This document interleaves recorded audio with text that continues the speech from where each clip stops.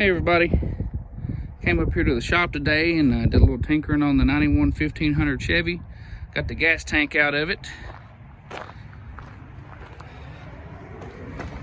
You can see the straps hanging down there where it was. I didn't make a video of how to take it out because there's plenty of videos around on how to remove a gas tank from these trucks. It's pretty simple. There's 2 bolts and unhooking the wiring harness for the fuel pump and the ground wire and the hoses from your filter neck. So it's out. And I had intentions of putting my new fuel pump and filter in it. I had them in the box ready to go, but I ran into a few hiccups, and I'll show you what I was talking about here in just a second. Ooh, I gotta get the door pins in there and make it racket. So we'll come over here. I'll show you my first issue.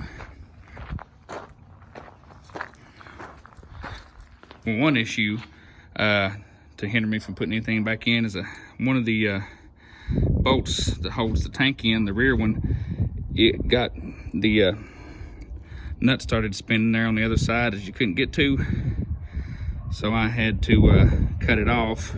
So I had to get a new bolt and nut for that to hold it on. But here's my old fuel pump. Got a little bit of corrosion on it there.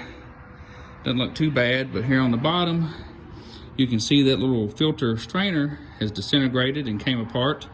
And that's probably why the fuel pump failed. Between the old gas and all those chunks of that getting sucked up into the pump, that's probably why it didn't work. But I was just gonna drop my new fuel pump into the old gas tank and go on about my business.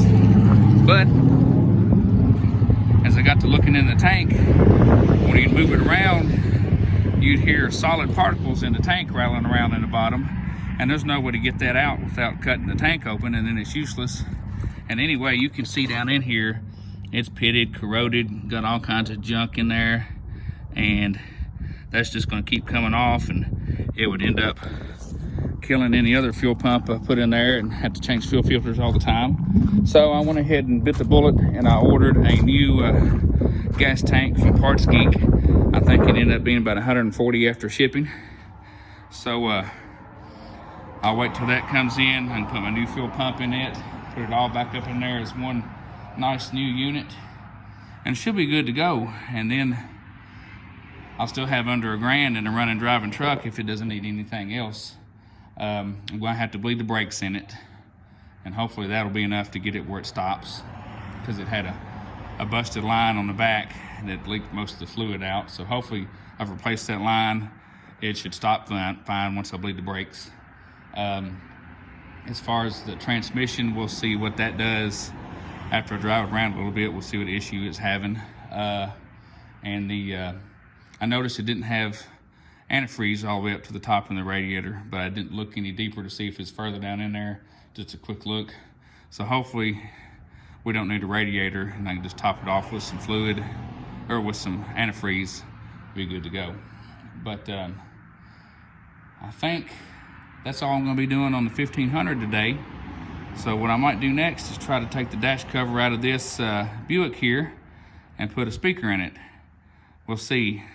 I'm kind of tempted to just get out and drive it since the weather's nice enough. So maybe there'll be another video of me putting a speaker in this car. Maybe not. So until then, we'll see you next time, and hopefully have this old 1500 running here before too long, and we'll see y'all later. Thanks.